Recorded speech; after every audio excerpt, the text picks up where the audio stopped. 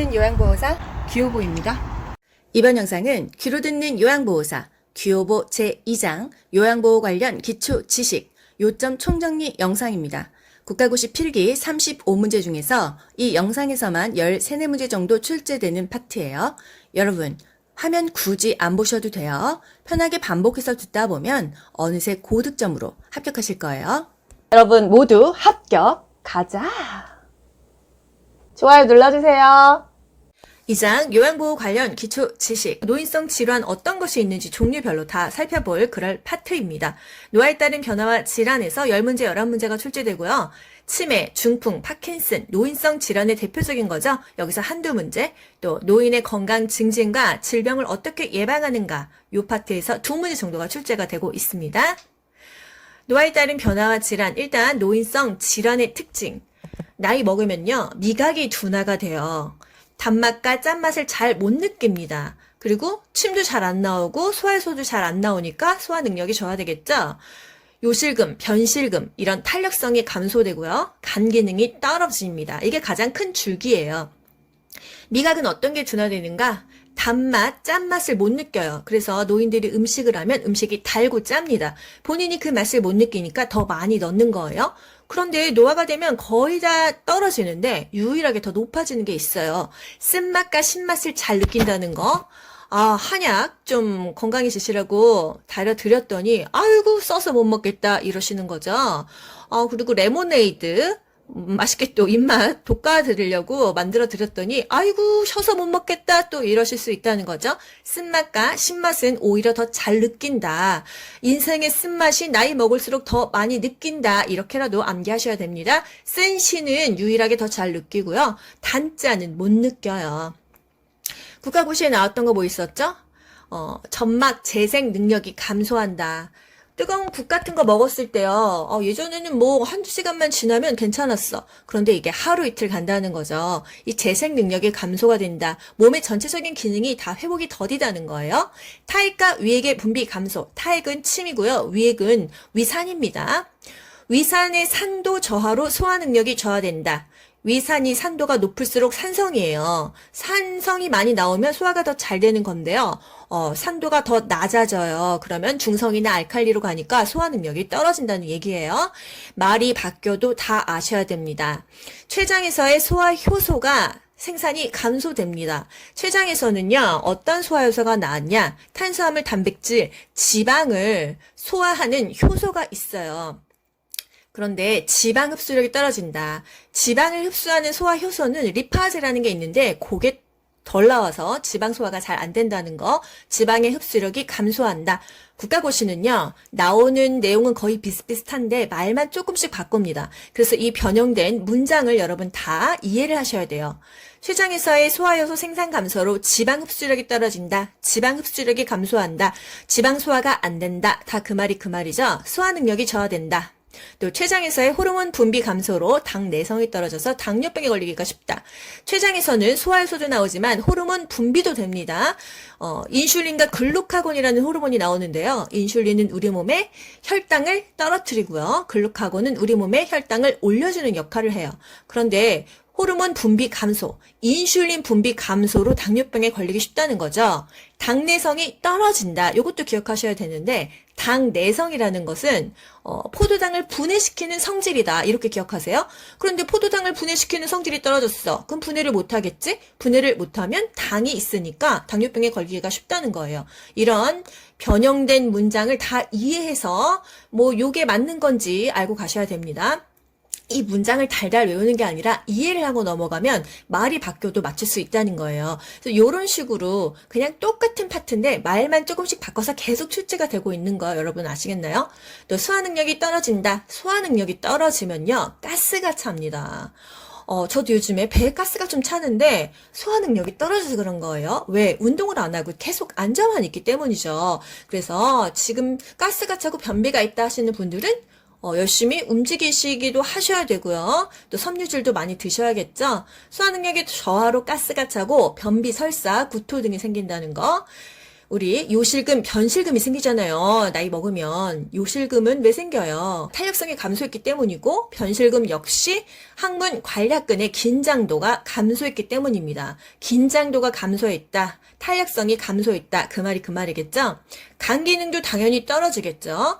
간 기능이 어떤 역할을 했죠? 해독을 합니다. 우리 술 먹고 간에서 해독하는 거예요. 그래서 간이 필요하잖아요?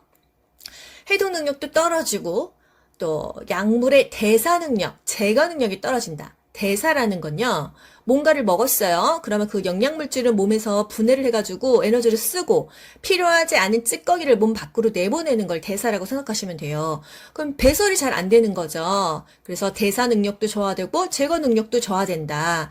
해독이 안 된다. 약물에 대한 반응이 민감할까요? 둔감할까요? 나이를 먹으면요, 민감해집니다. 약물에 대한 반응이 민감하다는 건요, 약에 민감해지고 약물 중독에 빠질 수 있다, 이런 의미인데요. 신장 배설이 잘 안 됩니다. 간에서 해독을 하죠. 그게 배설되는 것은 신장이에요. 신장에서 배설 능력이 저하되니까 약물 성분이 몸에 남아있고 빠지지가 않아요. 그래서 중독 상태에 빠질 수 있다는 거예요. 약물에 대해서 반응이 민감하다는 건요, 일반적인 성인하고도 다릅니다. 예를 들어서 진정제를 똑같이 주려고 하면 노인은 성인보다 반만 줘야 돼요. 그 양을 뭐 3분의 1이나 2분의 1 조금만 줘야 됩니다. 그리고 노인이 만약에 수술을 하려고 해요. 수술 전에 이제 약을 먹여야 되잖아요. 그럴 때는 일반적인 성인보다 더 빨리 먹여요. 왜? 약발이 늦게 받기 때문이죠. 약물 효과가 늦게 나타나기 때문에 오히려 뭐 1시간 전에 먹인다던가 이런 변동사항이 있어요. 그게 바로 약물에 대한 반응이 민감하다는 의미입니다. 여러분 그냥 약물 반응이 민감해서 일반인과는 좀 다르구나, 이렇게만 아시면 되겠습니다. 그리고 노인성 질환은요, 이게 늙어서 아픈 건지 병이 있어서 아픈 건지 원인이 불명확하고요. 진단이 어려워요. 그리고 만성으로 이루어지고 뭐 퇴행성 질병이기 때문이죠. 단독 발생이 아니고 다른 질병을 동반하기가 쉽습니다. 예를 들어서 나는 당뇨병만 있는 줄 알았더니 당뇨 때문에 고혈압도 오고 고지혈증도 오고 이렇게 질병이 동반되고요. 질환의 민감함으로 위험 요인에 노출되었을 때 질병이 쉽게 걸린다. 질병이 쉽게 걸린다는 것은 면역력이 떨어진다. 그리고 그 모든 것이 민감하다, 이렇게 연결하시면 되겠어요. 정상적인 노화 과정과 구분하기가 어렵죠. 이게 늙어서 그런 건지 정말 병이 난 건지. 재발이 쉽고 경과는 길고 합병증은 동반되기가 쉬워요. 또 가벼운 질환에도 의식장애를 일으키기가 쉽습니다. 뭐 젊은 사람들 설사 좀 한다고 의식이 없어지나요? 그런데 가벼운 폐렴, 설사에도 의식장애가 발생한다는 거, 그만큼 몸이 약하다는 거죠. 혈액순환이 저하돼요. 그러면 욕창이 잘 발생한다는 거. 아파가지고 이틀 정도 알아 누웠더니 엉덩이에 막 불긋불긋해졌어. 살이 벌써 혈액순환이 안 된다는 얘기예요. 또 신체적으로, 심리적으로, 사회적, 경제적, 어떤 영적 모든 측면과 이 질병은 연관돼 있습니다. 신체적으로 어디가 아프거나 운동을 안 해서, 또는 마음의 병이 있거나 스트레스를 너무 받아서, 사회적으로 고립되고 돈이 없고 마음이 빈곤하고, 이런 모든 것이 노인성 질환과 연결되어 있다는 거예요. 노인성 질환의 특성, 중요한 거 다시 한번 짚어드릴게요. 미각이 둔화된다, 입맛이 없어진다, 단맛, 짠맛은 잘 못 느끼지만 쓴시는 잘 느낀다, 아이고 써라, 아이고 쉬어라, 유일하게 더 높아진다는 거. 점막 재생 능력이 감소한다, 회복이 안 된다. 췌장에서 소화효소도 나오고 호르몬 분비 효소도 나오는데 지방 소화 효소가 안 나오니까 지방 소화가 안 된다. 지방 흡수력이 감소한다. 소화 능력이 저하된다. 또 호르몬 분비가 감소돼서 인슐린이 안 나와서 당 내성이 떨어져서 당뇨병에 걸리기가 쉽다는 거. 소화 능력은 당연히 떨어진다. 왜? 위산리 산도가 떨어지니까. 요실금, 변실금이 생긴다. 간이 해독이 안 되고 약물 대사, 몸에서 잘 안 빠져나가고 제거 능력도 떨어지기 때문에 몸 안에서 약이 오래 남아서 중독 상태에 빠질 수도 있고, 약물에 대한 반응 자체는 민감해진다. 더 면역력이 떨어진다. 노인성 그 질병 전체적으로 재발도 쉽고 경과도 길고 합병증도 생기기가 쉽고 원인도 불명확하고 진단도 어렵고 다 만성적이다. 이런 모든 병은 신체적인 것만 연결된 게 아니라 노인의 심리적, 사회적, 경제적, 영적 모든 측면과 노인성 질환이 연결되어 있다. 이 정도요. 2장 요양보호 관련 기초 지식 중에서 노화에 따른 변화와 질환, 노인성 질환에 대한 특성을 알아보고 그 다음에 어떤 질환이 있는지 한번 살펴볼게요. 소화기계, 호흡기계, 심혈관계, 근골격계, 비뇨생식기계, 피부계, 신경계, 감각기계, 내분비계, 심리, 정신계로 나뉘어져 있습니다. 요것만 알면 되는 거예요. 이제 여기서 열 몇 문제가 필기 파트라고 생각을 하시면 되겠습니다. 소화기계, 여러분 편하게 들으세요. 암기하려고 하지 마시고 내 몸을 생각하면서 그냥 편하게 들어보세요.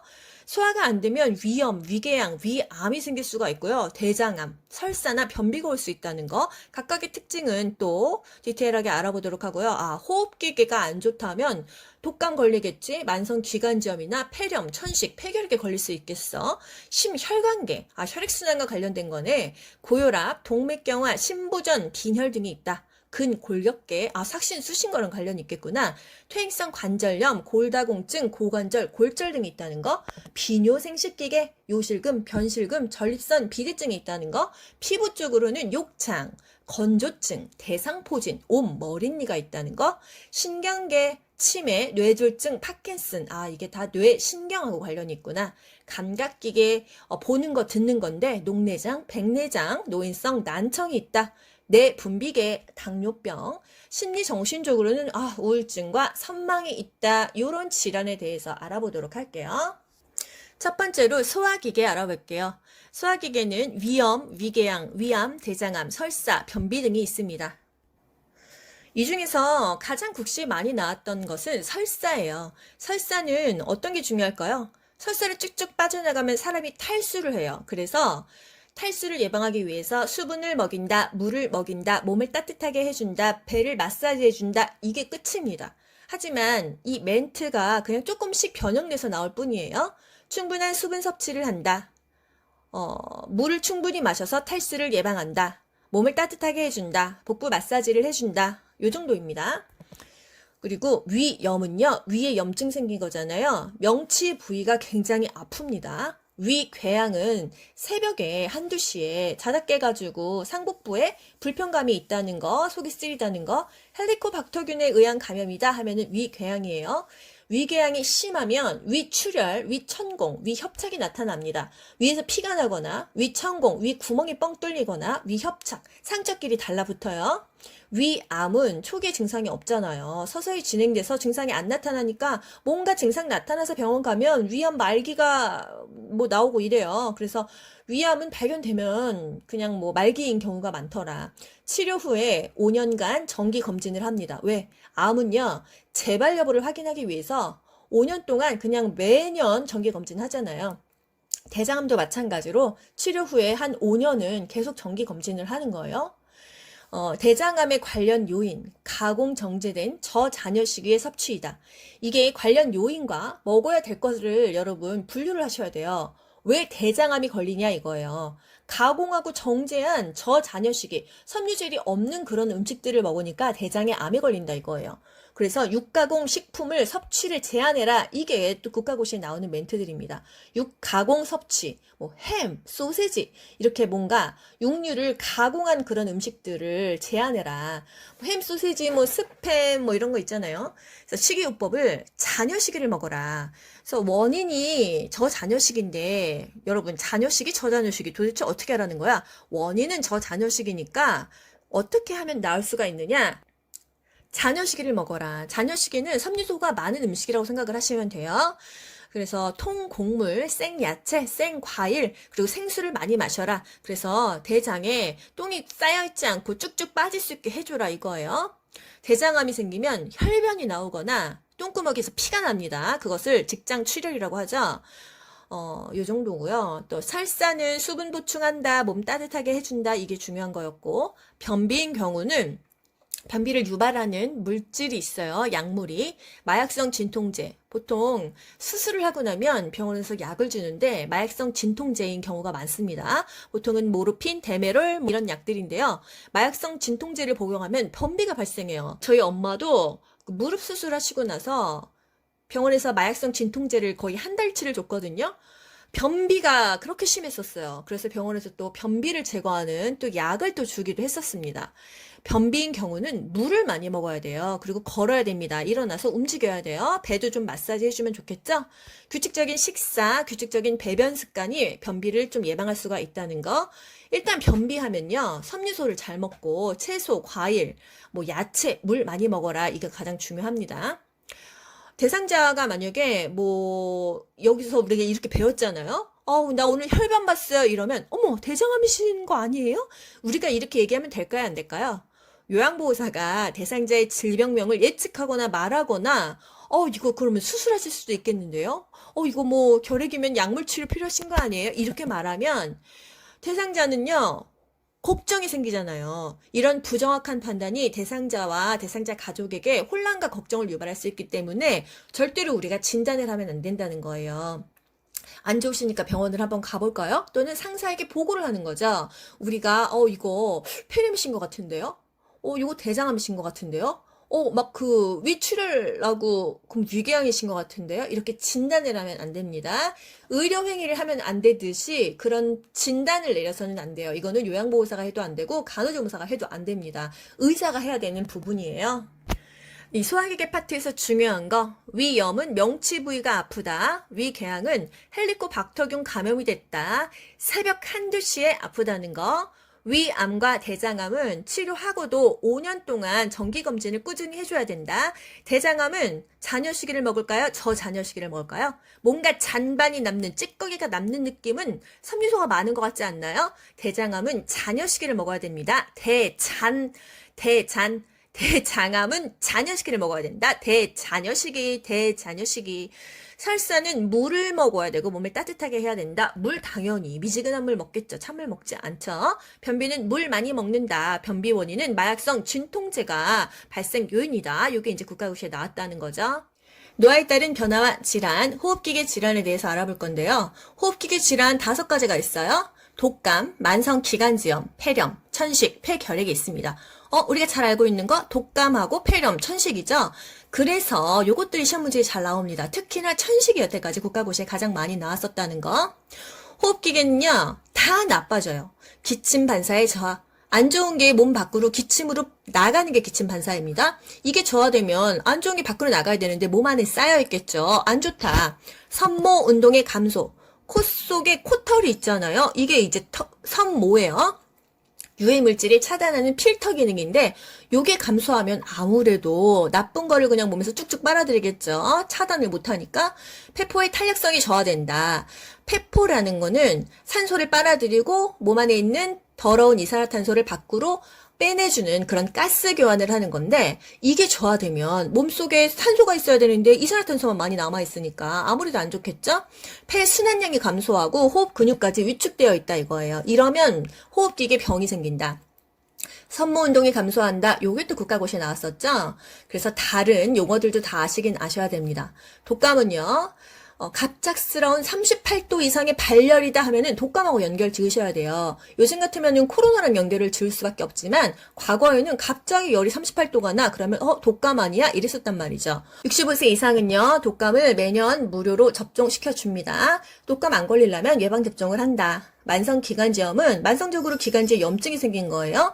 끈적한 고름 가래가 나옵니다. 가래가 굉장히 안 좋은 거예요. 끄집어내야 되기 때문에 심호흡과 기침을 격려해서 기관지 내에서 가래를 배출하는 것이 굉장히 중요합니다. 담배 끊어야겠죠. 금연한다.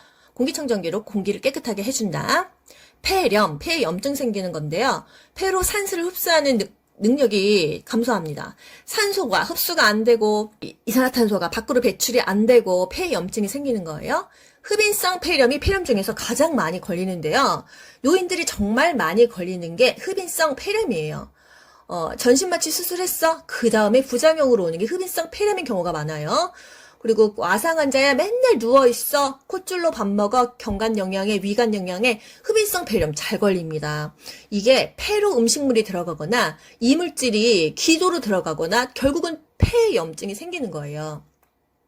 우리가 만약에 전신 마취를 하고 어떤 수술을 받을 때 무의식 상태로 몇 시간씩 누워 있습니다. 그러면 우리 입에서 침이 나올 거 아니에요. 가래도 나오고 이런 이물질들이 고여 있다가 폐로 들어가요. 그래서 전신 마취수 깨고 나면 심호흡하세요, 기침하세요 등 두들겨 주는 거예요.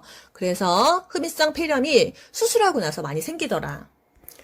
폐렴은 심호흡을 해야 된다. 또 천식, 국가고시에 가장 많이 나왔습니다. 천식은요, 한마디로 알레르기 질환이에요. 그래서 내 몸에 안 맞는 것을 접했을 때 기침이 나오는 거죠. 꽃가루, 강아지털, 고양이털, 먼지, 갑자기 한겨울에 차고 건조한 공기에 노출됐을 때 천식, 막 기침이 콜록콜록 나온다는 거. 한마디로 알레르기 질환이고 과민 반응을 보이는 그런 상태이다. 기관지가 콱 갑자기 좁아지는 거예요. 협착이 되는 거예요. 그래서 기침이 나온다. 그럼 어떻게 해결해야 돼? 일단 이런 알레르기를 일으키는 요인으로부터 도망을 가야 됩니다. 그래서 회피요법이 필요하다. 이런 말도 있어요. 꽃구경 갔는데 갑자기 천식 도졌어. 꽃 가루가 없는 곳으로 도망가야 돼요. 또 고양이 털 막 기침했어. 고양이 없는 곳으로 도망가야 됩니다. 그래서 그 천식 환자는요, 침구류를 약간 그 뜨거운 물로 삶습니다. 뜨거운 물로 세탁한다. 왜? 먼지나 찐드기 때문에 천식이 도지기 때문에 먼지, 찐드기, 곰팡이 이런 것들을 피한다. 뜨거운 물로 침구류를 세탁한다. 요런 게 이제 연결이 되는 거예요. 천식은요, 폐렴구균 백신 예방 접종하면 조금 좋아진다는 거. 천식과 폐렴을 비교를 한다면요, 폐렴은 기관지가 두꺼워서 폐에 가스 교환이 안 돼가지고 폐에 염증이 생기는 거고, 천식은 알레르기 질환이다 생각하시면 돼요. 알레르기 하면은 천식하고 연결하셔야 됩니다. 최근 국가고시에 천식 대상자 흡입용 기관지 확장제 사용할 때 순서가 나왔어요. 이거 여러분 그 사진 보시면 이렇게 쭉쭉 흡입하는 거 있잖아요. 이게 바로 기관지를 열어주는 거예요. 그래서 기침을 좀 잦아들게 해주는 건데, 대상자들이 요거를 사용할 수도 있고, 우리가 대신 이거를 갑자기 숨 못 쉬면은 대신 또 이게 해줄 수도 있단 말이에요. 그래서 기관지 확장제 사용할 때 순서가 나왔습니다. 어떻게 할까요? 일단 흡입기 뚜껑을 열어요. 이 속에 그 약이 잘 섞이도록 흔들어 줍니다. 흡입기를 입에 물려요. 그리고 흡입기를 누르면서 숨 들이키세요. 숨을 들이키는데 하나, 둘, 셋, 넷, 다섯, 3에서 5초간 깊게 들이쉬고요. 한 10초는 숨을 참아야 돼요. 그래서 빨리 그 약이 몸에 퍼져서 기관지가 확장돼야겠죠? 1, 2, 3, 4, 5, 6, 7, 8, 9, 10. 숨 참았고 나서 천천히 내쉬세요 하면은 내셔야 됩니다. 아시겠죠? 일단 그 약 내용물을 열고 흔들고 입으로 문 다음에 흡입기 누르면서 숨을 들이쉬고 멈추고 내쉰다는 거. 여러분 한번 머릿속에 시뮬레이션 해보세요. 이거를 내가 지금 기침이 콜록콜록 나와서 사용해야 된다. 어떻게? 일단 흔들어. 입에 물어. 그리고 눌러. 들이마시고 10초 동안 몸에서 그 흡수시키고 내쉰다는 거. 들이마시고 내쉰다는 거. 아시겠죠? 천식하면은 중요한 건 알레르기 질환이다. 그리고 쌕쌕거리는 호흡음, 천명음이 난다. 이런 숨소리가 난다는 거예요. 그리고 폐에 결핵이 생긴 거. 결핵은요, 뭐 여기저기 많이 생기는데 폐에 생기면 폐결핵입니다. 결핵균이 폐로 들어가서 염증이 일어난 게 폐결핵인데 2주 이상 기침이 나왔다 하면은 폐결핵이에요. 2주 이상 기침이 나왔다 하면은 폐결핵이에요. 결핵은 오후에 열이 나다가 늦은 밤에 식은땀이 나면서 열이 내립니다. 이것도 중요하고요. 결핵이면 이제 결핵약을 먹을 거 아니에요? 결핵약이 항결핵제예요. 이거를 복용을 하게 되면은 간이 좀 많이 나빠진다. 이런 얘기 많이 들으셨죠? 결핵약 먹으면은 간이 상한다. 콩팥이 상한다. 주기적으로 간 기능 검사와 객담 검사를 하면서 복용한다. 요게 또 국가고시에 나왔던 거예요. 항결핵제를 복용할 때는 부작용이 사실 있어요. 그래서 그 간 기능 검사도 하고 객단 검사도 하고 또 어떤 영양제도 같이 먹어주고 그런 게 있는데 요양보호사에서는 그거까지 언급하지 않아서 패스하도록 할게요. 폐결핵은 위장장애나 피부 발진 등의 부작용도 관찰이 된다. 왜? 약물 많이 먹었으니까. 결핵약이 한 주먹씩 됩니다. 이게 이제 내성을 방지하기 위해서 여러 가지 종류의 약을 한꺼번에 다 먹거든요. 짧게는 6개월, 길게는 2년까지 예방 차원에서 먹기 때문에 위장장애도 있고 피부에 트러블도 생깁니다. 이제 대상자가 결핵 감염이 된 것 같은데 우리가 이제 요양보호사로서 접촉을 했을 때 어떻게 돼요? 일을 그만두나요? 안 돼요. 보호장구를 착용하고 나서 돌봅니다. 그리고 우리는 잠복기를 기다렸다가 2주 후에 엑스레이 찍던지 1개월 이후에 그 흉부 엑스레이 찍는 거예요. 요게 국가고시에 이제 계속 나오는 말인데요. 결핵 감염 대상자와 접촉한 요양보호사 또는 가족은요. 2주에서 1개월 이후에 반드시 흉부 방사선 촬영을 통해서 감염 여부를 확인한다. 왜 바로 안 해? 그때는 안 나타나니까. 잠복기가 있다. 2주에서 1개월이 잠복기다. 결핵 전파가 우려될 때 일을 그만두나? 아니죠. 보호장구 착용하고 대상자를 돌본다. 일을 그만두는 경우도 있어요. 어떨 때? 임신한 요양보호사가 수두, 풍진 이런 병 걸린 사람하고 접촉했을 때는 아기가 기형아가 생길 수 있기 때문에 그때는 일을 그만둔다. 하지만 결핵은 보호장구 착용하고 돌봐준다 이거예요. 그래서 호흡기계 질환 중요한 거. 일단 호흡기계는요. 기침 반사가 저하된다. 선모 운동이 감소돼서 유해물질 차단을 못한다. 모든 기능이 떨어진다. 독감은 매년 1회 예방접종한다. 만성 기관지염은 기침하세요. 심호흡하세요. 이렇게 해서 가래를 배출한다. 또 천식은 알레르기 질환이기 때문에 알레르기를 회피시킨다. 그리고 천식으로 기관지가 좁아져 있으면 운동을 하긴 해야 되는데 운동하기 30분 전에 기관지 확장제를 투여하고 운동을 한다. 어떤 질환이든지 운동을 하지 말라라는 질환은 없어요. 기관지까지 확장시켜가면서 운동을 하는 게 천식이라는 거. 그래서 이 흡입용 기관지 확장제 어떻게 사용했어요? 열고 흔들어 준 다음에 입에 물고 누르면서 들이쉬고 내쉰다는 거. 폐결핵. 2주 후에 엑스레이 찍는다. 1개월 후에 엑스레이 찍는다. 그리고 보호장구를 착용한 후에 돌봐준다. 2주 동안 계속 기침이 난다. 흉통이 있다 하면은 결핵을 의심할 수 있다는 거예요. 노화에 따른 변화와 질환, 심혈관계 질환에 대해서 살펴볼게요. 고혈압, 동맥경화증, 심부전과 빈혈이 심혈관계 질환입니다. 일단 심혈관계, 최대 심박출량이 감소하고 심박동수가 감소된다. 뭔 말이에요? 심장에서 피를 쭉 짜줘야 전신으로 이 손끝, 발끝까지 혈액순환이 되겠죠? 그게 바로 최대 심박출량인데요. 이게 감소한다는 거는 펌핑력이 적어진다는 거예요. 펌핑을 세게 못하니까 전체적으로 피가 골고루 안 간다.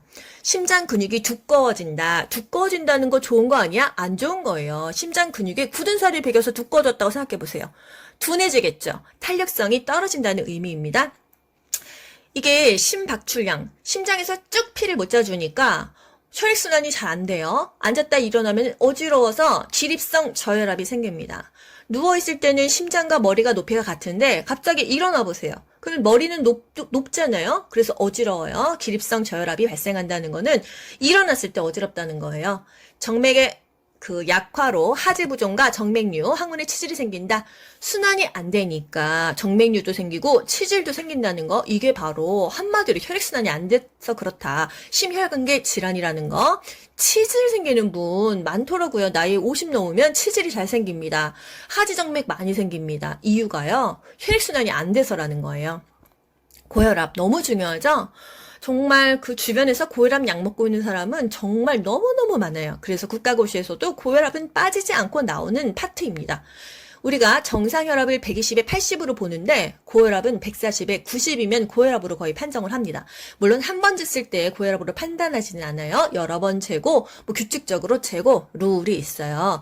뒷골이 땡겨 그게 바로 혈압이에요. 우리 드라마 보다가요. 그 회장님이 전화통화 받고 뭐시? 그러면서 뒷골 잡고 쓰러져요. 그게 바로 혈압 터지는 거예요.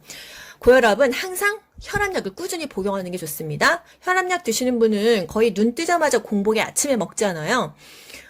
하루 한 번 정해진 시간에 먹습니다. 고혈압은요, 혈압이 조절되어도 계속 복용한다. 이 상식을 모르시는 분이 정말 많아요. 사실 저도요, 간호조무사, 요양보호사 따기 전에는 몰랐습니다. 혈압이 조절되고 너무 낮으면 아빠가 이제 야 나 오늘 혈압이 좀 낮다 그러면 혈압약 먹지 마 이렇게 무식했었다니까요. 고혈압은요 혈압이 조절되어도 계속 약을 먹어야 됩니다. 이게 약을 안 먹게 되면 여러 가지 문제가 생길 수가 있어요. 마음대로 용량을 증감하거나 중단하지 않는다. 이게 바로 혈압이 조절되어도 계속 복용한다 같은 말이죠. 증상이 없어도 약을 복용한다. 이렇게 계속 말이 변경돼서 계속 국가고시에 돌려가면서 나옵니다. 반드시 의사상에서 약물의 종류와 용량을 결정한다. 그런데 아무리 약을 먹어도 혈압 조절이 안 되면 다시 의사상에서 약을 바꾸던지 정밀 검사를 더 해야 된다 이거예요.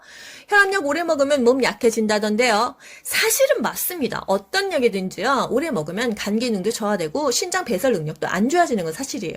하지만 고혈압약 안 먹어서 발생하는 다른 합병증이 더 위험한 거예요. 그래서 먹는 것입니다.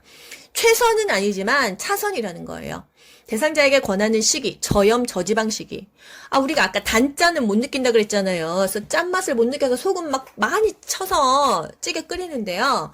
고혈압은 소금을 적게 먹어야 돼요. 저염, 저지방 시기가 굉장히 중요하고 뒷골 잡고 쓰러질 수 있죠. 스트레스 조절을 해야 혈압이 유지가 된다는 거. 혈압약을 매일 먹는 사람이 매일 술을 먹는다면 혈압약이 약발이 안 받습니다. 그래서 금주해야 되고요. 고혈압약을 내가 자몽 주스 좋아한다고 맨날 자몽 주스랑 먹잖아요. 큰일 나요. 부작용이 온다.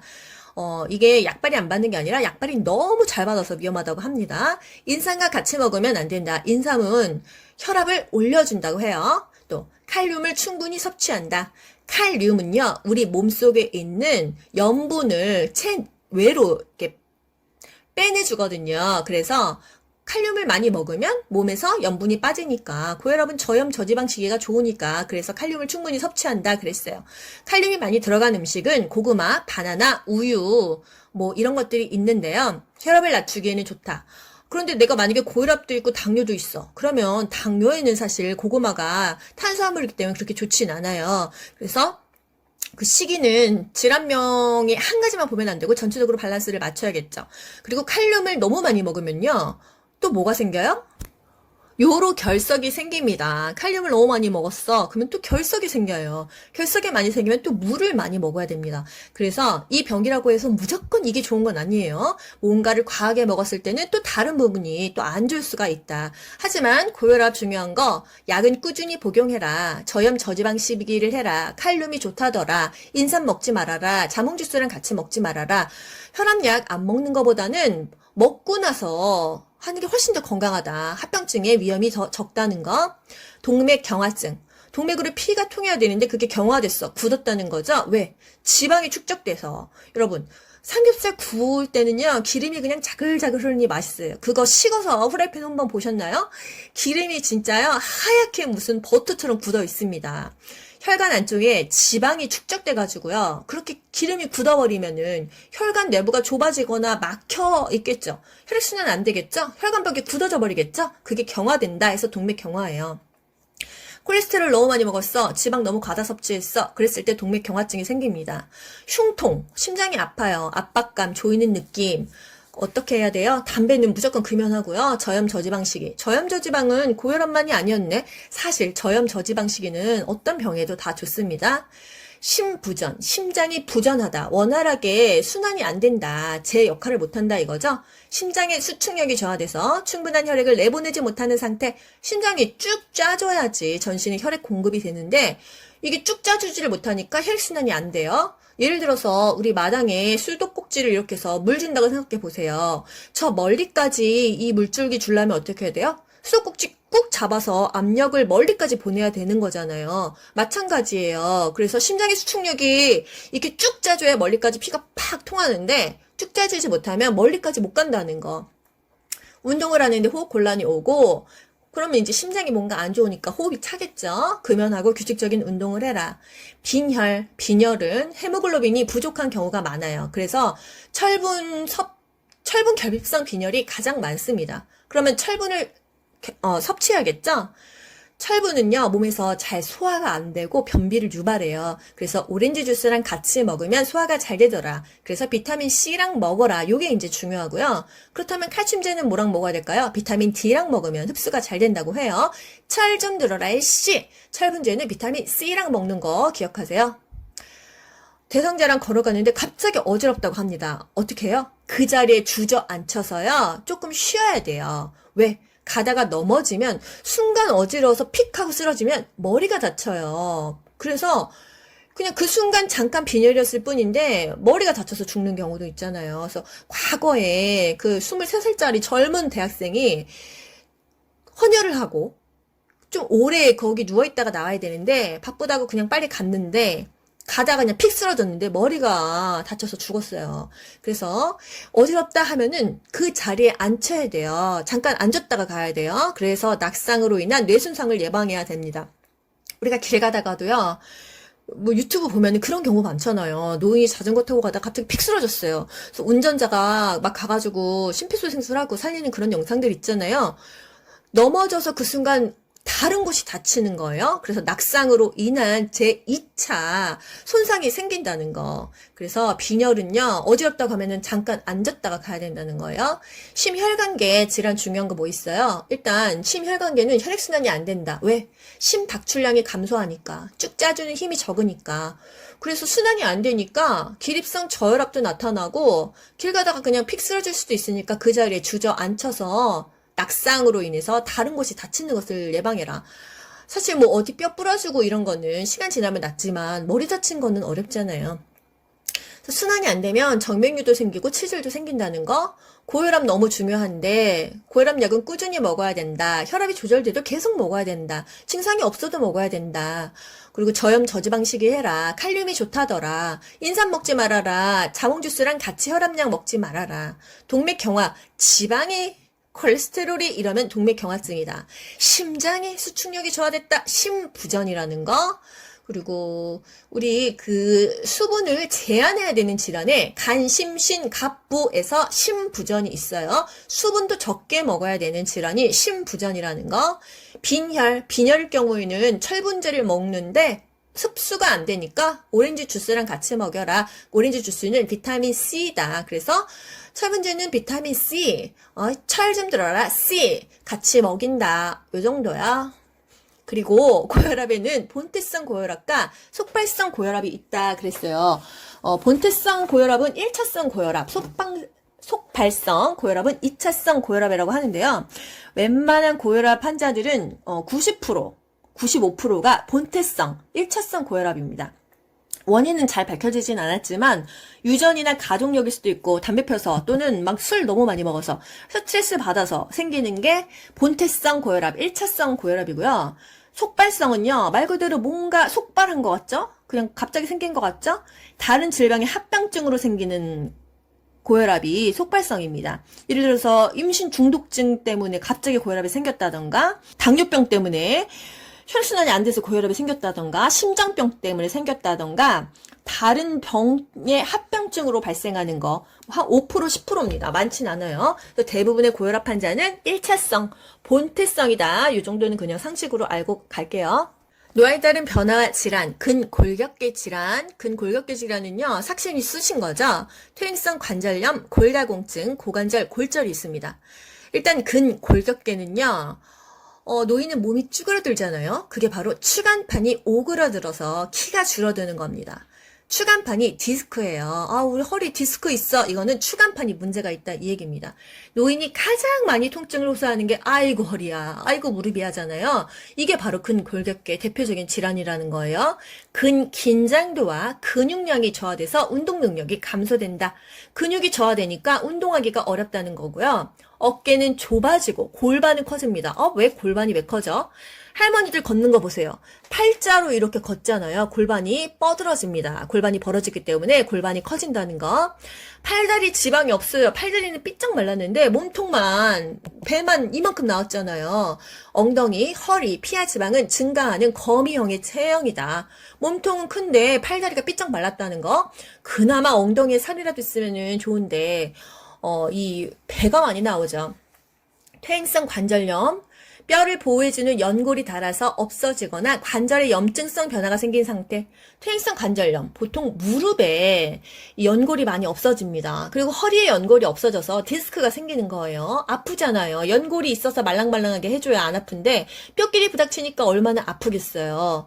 그래서 아침에 일어나면 더 아프다, 관절이 아침에 더 뻣뻣하다, 경직된다 하면은 퇴행성 관절염이라는 거. 많이 쓸수록 더 아픕니다. 쓸수록 아픈 거예요. 이제 60년, 70년 내 몸을 썼다고 생각해보세요. 삐걱삐걱 되겠죠? 자동차도 10년, 20년 쓰면은 노화되는데 우리 인간의 몸도 마찬가지예요. 많이 쓸수록 더 심한 통증이 온다. 그래서 이제 무릎이 아픈 사람은요, 체중 조절을 해요. 살을 빼야 돼요. 이 관절이 그 체중을 다 부어봤잖아요. 그래서 살찐 사람은 무릎이 더 많이 아프다는 거, 살을 빼야 된다. 관절에 부담을 주지 않는 운동, 물속에서 하는 수영이 좋다는 거, 그냥 좀 바닥에 폭신폭신한 흙길을 걷는 정도는 좋다.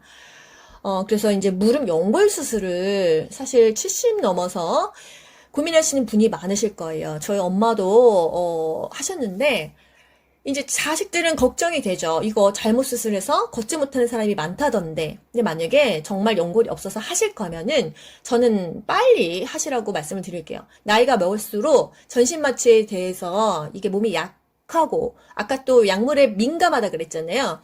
그래서 선망 증세도 옵니다. 그래서 하실 거면 빨리 하시는 게 낫고요. 일단 체중 조절을 해야 돼요. 예후가요. 삐쩍 마르신 분은 수술해도 잘 돼요. 그리고 잘 걸어요. 근데 살이 있으시고 몸무게가 무거우신 분들은 아무리 수술이 잘 돼도 체중이 너무 부하돼서 잘 못 걸으시는 경우가 있더라고요. 그래서 꼭 하셔야 된다면 좋은 대학 병원에서 빨리 하시고 살을 빼셔라. 살 빼기가 물론 어렵죠. 그런데 이 무릎 수술의 예후를 보시려면은 살을 빼셔야 됩니다. 그리고 왜 대학병원이 좋냐? 사실 비용도요, 웬만한 병원보다 비슷비슷하거나 좀 더 적어요. 이 부분 돈을 받기는 하지만요, 만약에 선망이 왔어. 그러면은 이 신경과로 넘어가야 되거든요. 리퍼가 잘 됩니다. 그냥 이 무릎 전문 병원에서 하게 되면은 다른 뭐 뇌 쪽으로 문제가 있거나 선망이 오거나 이랬을 때는 연계가 안 되는데 대학병원에서는 바로 옆 병동으로 연계를 해줘요. 그래서 이제 저희 엄마 같은 경우도 대학병원에서 했는데 그런 점이 굉장히 좋았었어요. 그래서 무릎 수술하실 분들은 살을 빼라. 그리고 이 선망 증상이나 이 몸이 견딜 거를 생각해서 좀 젊었을 때 하시라. 이왕이면 75세, 80세보다는 70세, 65세에 하시는 게 더 낫다는 거 많이 알아보시고 하시고요. 퇴행성 관절염은 통증이 악화되지 않는 범위 내에서 관절 운동을 자주 해줘라. 퇴행성 관절염 국가고시에 최근 따끈따끈하게 나왔던 그 문구는요. 관절 연골이 닳아서 뼈가 마찰돼서 관절 부위에 통증을 유발하는 질환이다. 여러분 외우지 말고 생각을 해보세요. 연골이 닳아가지고 아프다 하면은 퇴행성 관절염이겠죠. 그쵸? 어떤 운동을 해줘라? 수영이 중요합니다. 간호조무사 국가고시, 요양보호사 국가고시 맨날 나오는 거는요. 퇴행성 관절염은 체중을 부하하지 않는 수중운동, 수영 같은 게 좋고, 골다공증은 좀 체중을 눌러가지고 골밀도를 좀 듬성듬성한 거를 쪼여서 단단하게 다져주는 걷기 같은 것들이 좋다. 이게 항상 그렇게 중요하게 나옵니다. 퇴행성 관절염, 통증 악화되지 않는 범위 내에서 관절 운동한다. 요것도 이제 국가고시에 나왔었고요. 골다공증, 골밀도가 낮아서 골절이 쉽습니다. 저체중이거나 칼슘이 너무 부족할 때 음주, 카페인 과다 섭취일 때 골다공증이 생긴다고 합니다. 밥 먹고 저도 커피를 원래 한 30분 있다 먹어야지 된다. 그런 얘기 많잖아요. 안 그러면 칼슘이 녹는다. 그래서 카페인 많이 먹으면 뭐 골다공증 생긴다. 이제 또 맞는 것 같아요. 저는 커피를 정말 많이 먹거든요. 그래서 골밀도 검사했는데 그렇게 좋지가 않아가지고 비타민 D 주사를 3개월마다 한 번씩 맞았어요. 약은 잘 안 먹게 되어서. 골다공증은요, 걷기가 좋다. 체중을 부하해주는 운동이 좋다. 왜? 근육에 힘을 줘야 되니까. 근육과 뼈에 힘을 주는 체중 부하 운동이 골다공증에는 좋더라는 거. 그래서 비타민 D를 좀 먹던지 햇빛을 쬐면 비타민 D가 생성이 되죠. 돈 안 들이고도 비타민 D를 생성할 수 있는 방법은 햇빛을 쬐라는 거. 근데 요것도 또 옷을 입고 하면은 효과가 없대요. 살이 이렇게 햇빛에 닿아야 된다고 하더라고요. 그리고 담배를 끊어라. 커피랑 담배를 끊어라. 고관절 골절. 넘어져서 고관절이 부러지는 게 고관절 골절이지만 일반인들은 고관절 골절이 잘 안 일어나는데 골다공증이 있는 상태에서 넘어지면은 그 뼈가 약하니까 많이 부러진다. 그래서 고관절 골절하면은 골다공증과 연결하셔야 됩니다. 고관절 골절은 골다공증이 있는 노인이 낙상하면 발생한다. 내가 골다공증을 가지고 있는 상태에서 넘어지면 고관절 골절이 된다 이거예요. 근골격계 정리해 볼게요. 몸이 쪼그라들죠. 추간판 디스크가 오그라들어서 키가 줄어든다. 또 거미형의 체형이 된다. 팔다리는 삐쩍 마르고 몸통만 부푼다. 퇴행성 관절염은 연골이 다른 건데 아침에 더 뻣뻣하고 아프고 많이 쓸수록 더 아프다는 거. 그래서 수영이 좋다. 왜? 관절에 부담을 주지 않아야 되니까. 그게 바로 수영이라는 거. 연골이 닳아서 아프다 하면은 퇴행성 관절염이라는 거. 통증이 악화되지 않는 범위 내에서 관절 운동은 해라. 골다공증은 저체중, 칼슘 부족, 골밀도가 낮았을 때 생기니까 너는 걷기를 해라. 골다공증 있는 상태에서 넘어졌어. 그러면 골절이 온다는 거. 고관절, 골절. 이제 나이가 좀 많이 드신 분들이 거의 다 골다공증이 있는 상태에서 뭐 이렇게 바지 같은 거 서서 입고 하다가 넘어져서 그냥 고관절 골절이 나가시는 분이 있어요. 그렇게 되면 뼈가 붙는데 몇 달이 걸리잖아요. 그러면 그 다음에는 사실 재기가 어렵습니다. 보통 노인은 이게 며칠만 걷지 않아도 못 걷게 된다. 그래서 골절을 한번 입으면 몇 달 동안 못 움직이니까 몸이 많이 쇠퇴한다. 그래서 낙상을 주의해야 된다. 굉장히 중요합니다. 다치기 전에 미리미리 예방하는 것이 너무나 중요하다. 다치고 나서는 이전의 상태로 회복되기가 거의 어렵다. 그냥 어떻게 유지만 하고 조금 재활하는 거지 예전처럼 다치기 전처럼 돌아갈 수는 없다. 나 돌아갈래 해도 안 된다. 노화처럼 한 번 다치고 나면은 비가역적이라는 거예요. 다시 돌아갈 수가 없다는 거예요. 그래서 항상 조심하셔야 됩니다. 아시겠죠? 노화에 따른 변화와 질환, 비뇨 생식기계 볼게요.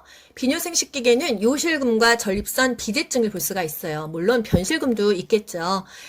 비뇨 생식기계. 여자와 남자로 나뉘면요. 여성 노인은 질 수축도 안 되고 분비물이 저하됩니다. 분비물, 윤활제가 좀 있어야 뭔가 염증도 안 생기고 하는데요.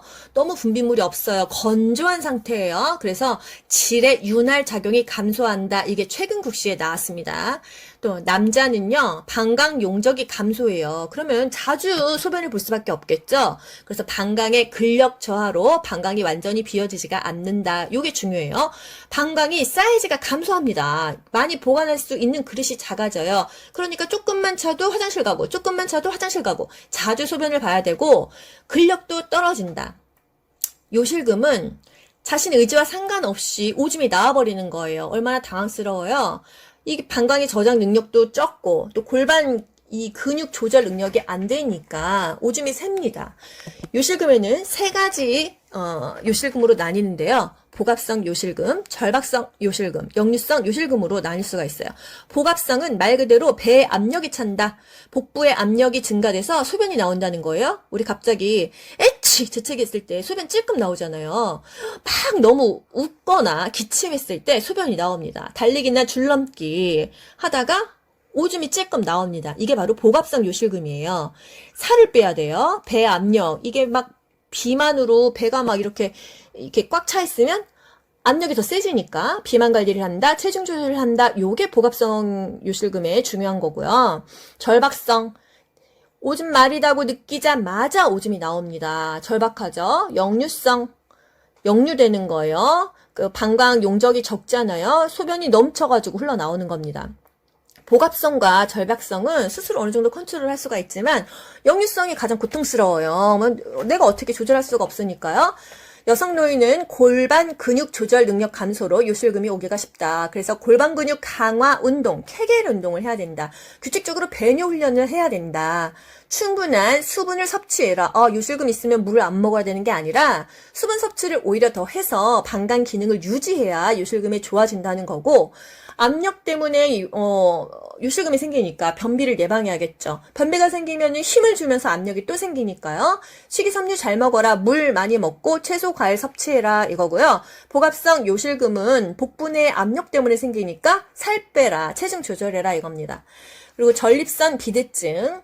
남자 전립선이 커져가지고 요도를 압박합니다. 요도를 압박하니까 소변 줄기가 가늘어지는 거예요. 그래서 오줌을 놓고 나서도 잔뇨감이 있고 소변 줄기도 가늘어지고 소변이 바로 나오지도 않고 힘을 주어야 소변이 나온다. 요게 최근 국시에 나왔어요. 그래서 전립선 비대증은 힘을 줘야 소변이 나온다.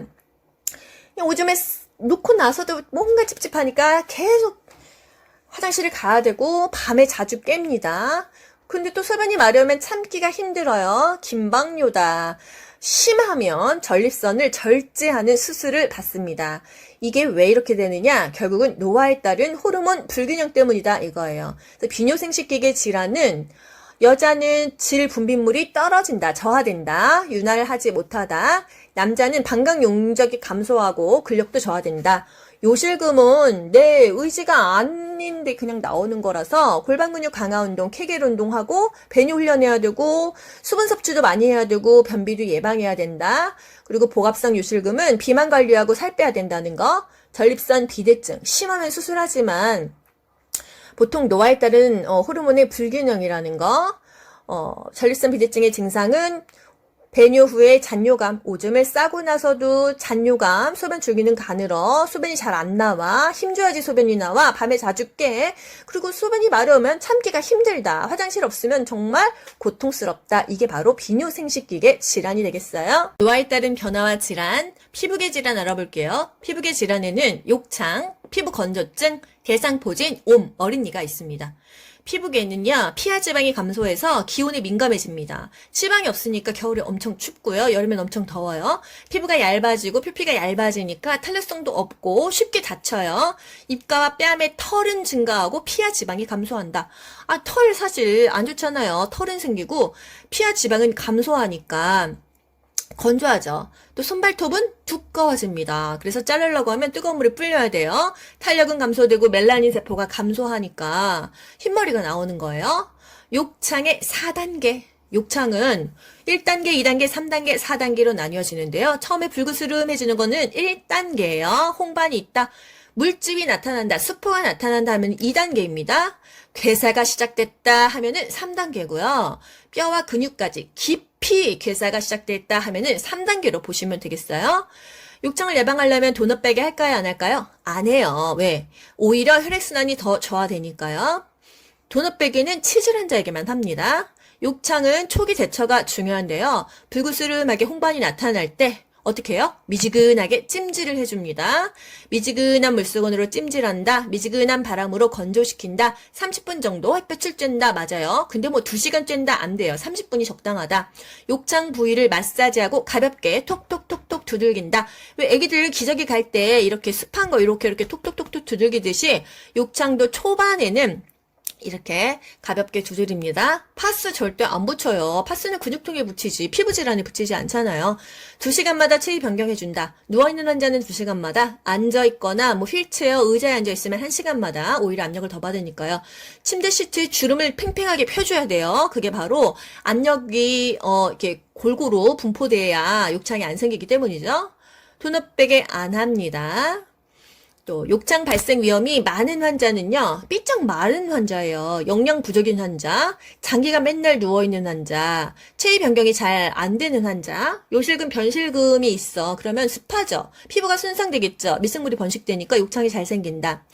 이렇게 위치 변경할 때 팔을 잡아 끌거나 잡아 끌면 절대로 안 됩니다. 그러면 피부가 벗겨지거나 뻘겋게 홍반이 올라오면 그때부터 욕창이 시작되니까요. 절대로 잡아 끈다 그러면 다 틀리는 거예요. 그래서 살집이 있는 사람이 좀 유리한 거는 욕창 부분입니다. 너무 그냥 그 뼈 위에 가죽만 있으면 욕창이 더 잘 생긴다는 거예요. 일단 받쳐주는 살과 근육이 없으니까요.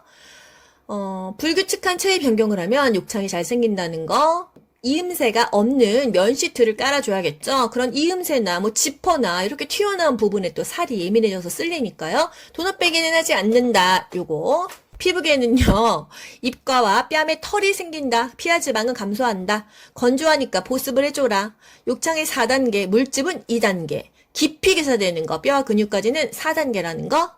또 욕창이 나타났어. 초기에 미지근한 물로 찜질하고 미지근한 바람으로 건조시키고 30분 정도 햇볕 쬐주고, 영양 부족이니까 단백질 많이 먹이면 좋겠죠. 또 장기간 누워있는 환자는 많이 생긴다. 잡아 끌지 말아라. 도넛 빼게 하지 말아라. 요 정도요.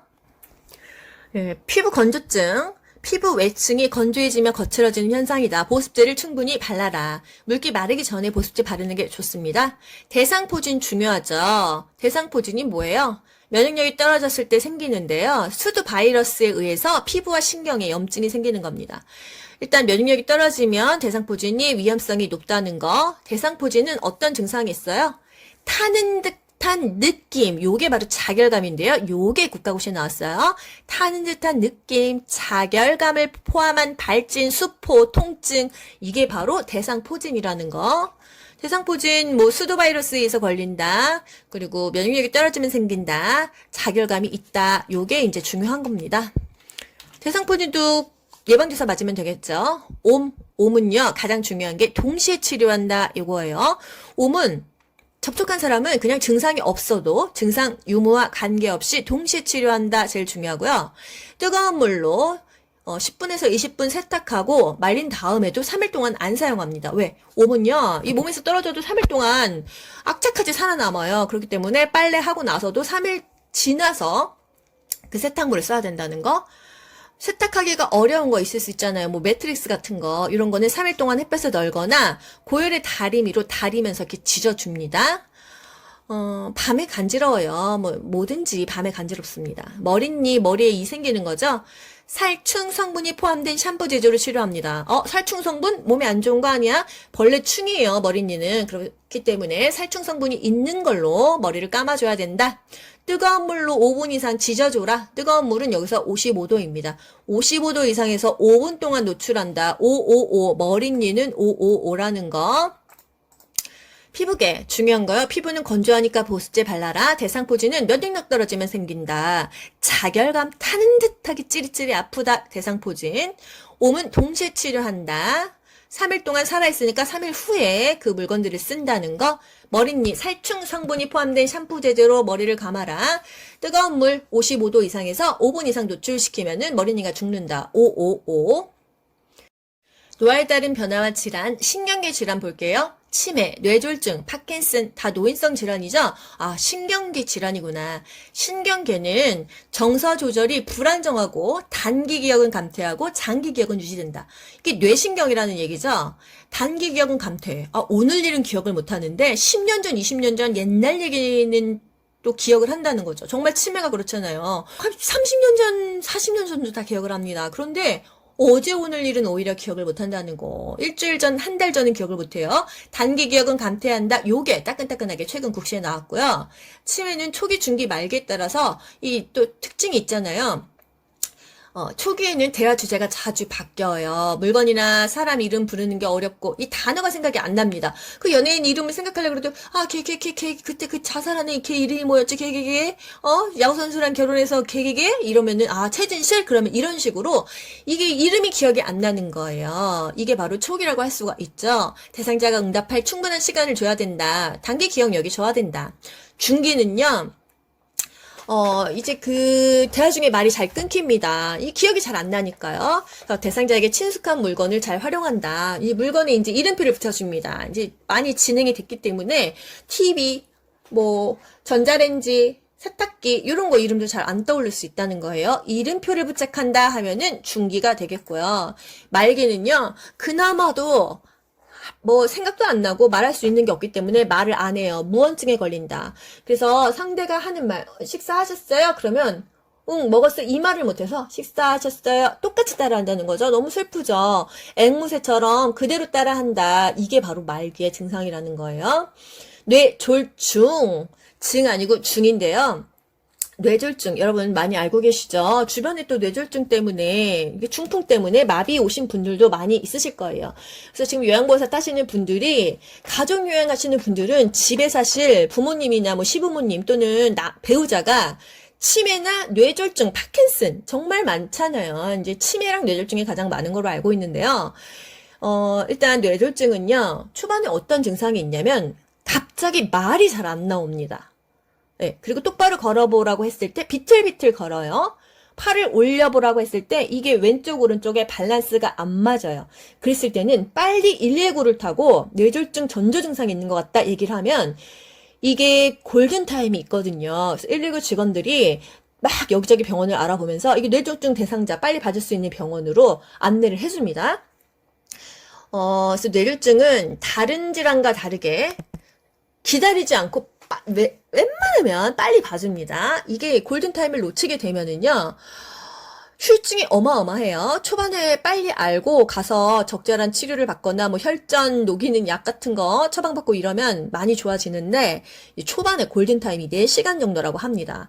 그래서 만약에 대상자가 갑자기 발음이 막 어눌하고 말을 잘 못하고 좌우 입모양이 좀 삐뚤고 이게 똑바로 못 걷고 이렇게 한쪽으로 이렇게 쓰러지는 것 같이 걷고 이렇다고 하면은 좀 빨리 알아채야 돼요. 그래서 마비, 언어장애, 연하곤란, 의식장애, 어지럼증 이런 증상들이 있다. 뇌로 혈액 공급이 막히거나 터져서 발생한다. 막히면 뇌졸중이고요. 터지면 뇌출혈이에요. 이게 지금 다 국가고시에 나왔던 거고요. 손해가 손상했어. 그런 경우에는 균형감을 상실한다. 그러면은 술 취한 사람처럼 삐뚤삐뚤 걸어. 그게 바로 운동실조증이다. 뇌졸중의 전구 증상. 한 개의 물체가 둘러 보인다. 갑자기 둘러 보여요. 진짜로 응급실 가면요. 의사가 손가락을 이렇게 보입니다. 이거 몇 개예요? 이거 몇 개예요? 요거를 하더라고요. 뇌졸중 전구 증상은 한 개의 물체가 두 개로 보인다고 합니다. 왜 이런 것들이 국가고시에 많이 나올까요? 왜 치매랑 뇌졸중이 국가고시에 많이 나올까요? 우리 주변에 정말 치매 환자, 뇌졸중 환자 많잖아요. 주변에서 많이 볼 수 있는 것들, 고혈압 이런 것들이 국가고시에 계속 나오는 거예요. 파킨슨도 노인성 질환이죠. 자세는 구부정하고요. 표정이 무표정이에요. 안정 시에 떨림이 있다. 안정하고 있는데 가만히 있는데 덜덜덜덜 떨리고요.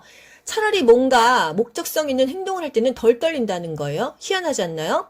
안정 시에 떨림과 근육 경직이 나타난다. 손을 심하게 떨어요. 알약 5알 먹어야 되는데 입에 알약 넣다가 덜덜덜덜 하다가 떨어뜨린단 말이에요. 그래서 이럴 때는 요양보호사가 대상자의 입 안에 알약을 넣어준다. 이것도 국가고시에 나오는 포인트입니다.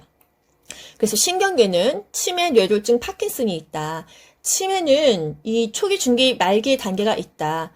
단기 기억력이 저하되고 장기 기억력이 유지되는 게 치매의 특성인데 일단 대상자가 이름을 잘 모른다. 이름표를 부착하는 거는 중기고 말을 너무 안 해. 무언증이야. 그래서 앵무새처럼 따라해 하면은 말기고 뇌졸중의 증상에는 막히면 뇌졸중, 터지면 뇌출혈. 어떤 증상이야? 초반에 말을 잘 못해. 언어장애가 가장 많습니다. 그리고 좌뇌가 다쳤어. 그러면 이게 크로스로 반대로 몸이 마비가 와요. 좌뇌가 다치면 오른쪽, 우뇌가 다치면 왼쪽 이렇게 마비가 옵니다. 뇌졸중은 같은 말로 중풍이더라. 파킨슨, 안정시에 떨림이 있다. 이게 도파민이 부족해서 생기는 병이에요. 한마디로. 그래서 안정시에 떨림과 근육의 경직이 나타난다. 그래서 손을 덜덜덜 떤다면 대상자의 입안에 알약을 넣어준다. 이것까지 기억하셔야 됩니다. 여기까지요. 노화에 따른 변화와 질환, 감각계계 볼게요. 감각계계는 보고 듣는 겁니다. 녹내장, 백내장, 노인성 낭청이 노인들에게 많이 나타나는데 일단 녹내장, 안압이 상승했다, 통증이 있다 하면은 녹내장이에요. 백내장, 수정체가 뿌옇다 하면은 백내장입니다.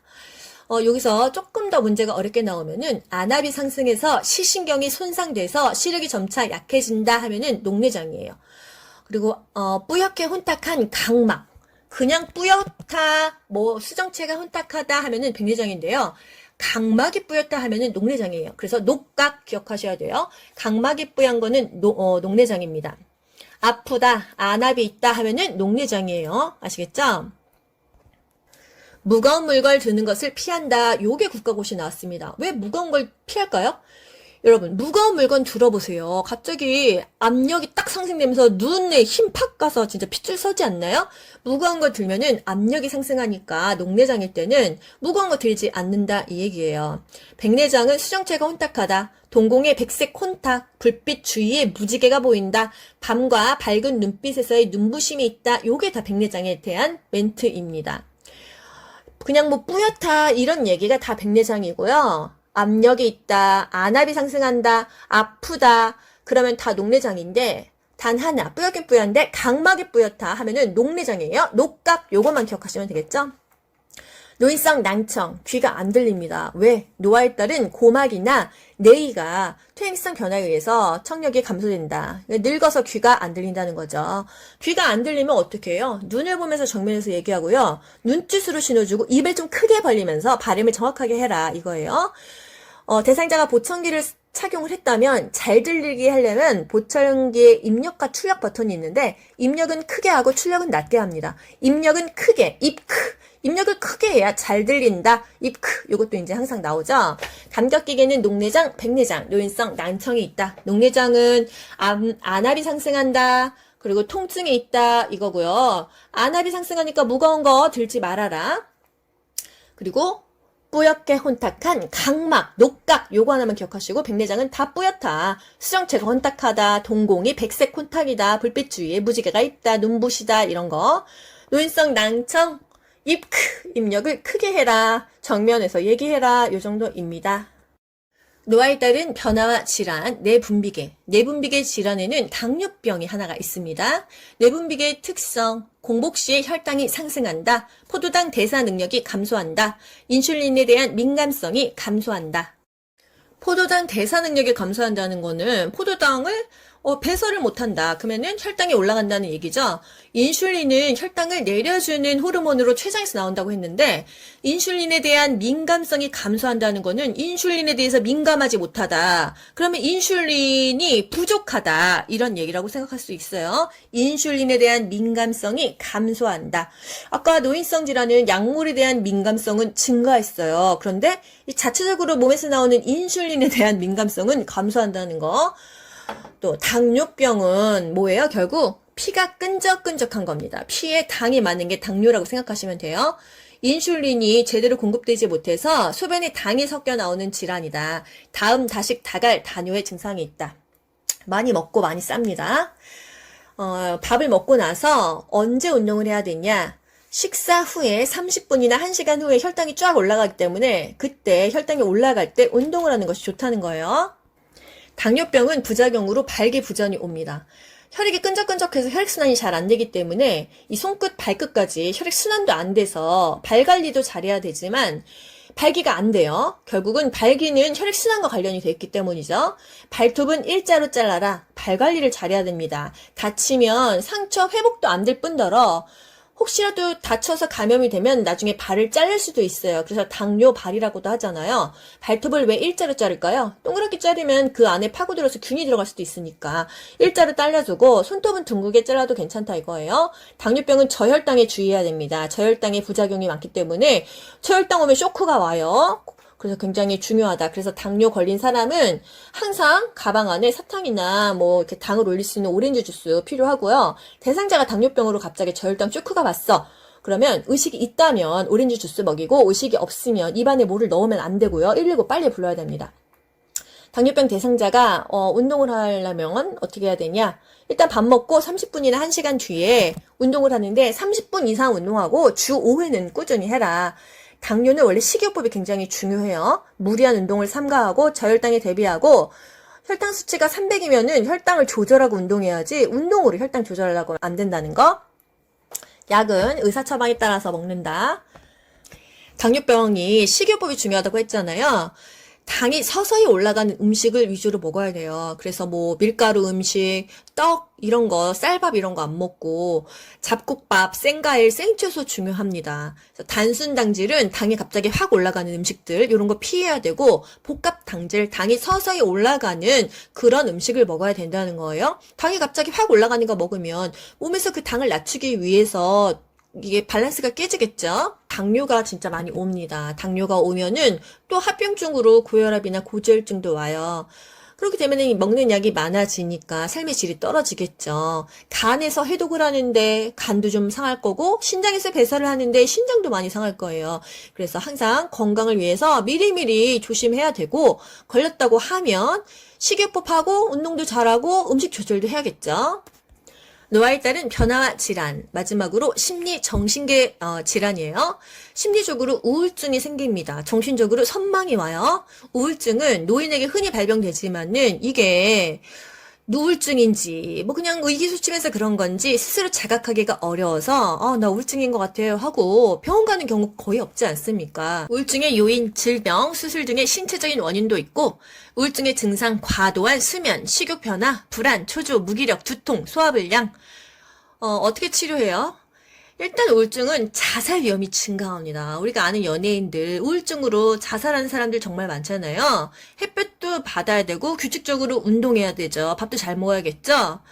우울증과 치매가 비슷해서 이 노인의 우울증을 가성치매, 마취 치매 같다라고도 얘기하거든요. 만약에 뭘 물어봤어요. 엄마 오늘 뭐 먹고 싶은 거 있어? 아유 모르겠다. 내가 뭐 먹고 싶은 것도 없다. 이거면은 우울증인 확률이 높다는 거. 근데 만약에 오히려 치매잖아요? 글쎄 오늘 옥수수가 먹고 싶네.